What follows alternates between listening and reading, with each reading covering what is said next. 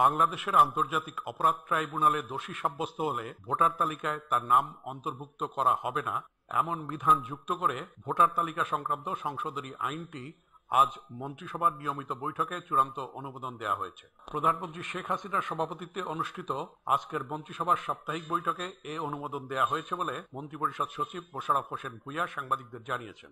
Voter তালিকা দ্বিতীয় সংশোধন আইন 2013 নামে এই খসড়ায় উল্লেখ করা হয়েছে দালাল আইন 1972 বা আন্তর্জাতিক অপরাধ ট্রাইব্যুনালস আইন 1973 এর আওতায় কোনো ব্যক্তি দণ্ডিত হলে তার নাম ভোটার তালিকা থেকে বাদ যাবে। বর্তমানে কার্যকর আন্তর্জাতিক অপরাধ ট্রাইব্যুনালস আইনে এ পর্যন্ত 6 জন দণ্ড পেয়েছেন।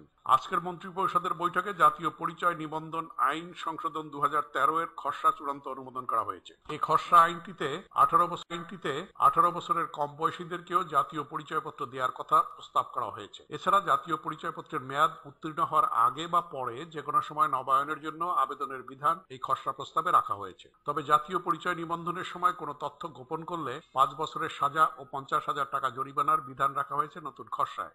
কমিশনের কেউ যদি এ ব্যাপারে জড়িত থাকেন তার ক্ষেত্রেও একই শাস্তি প্রযোজ্য হবে।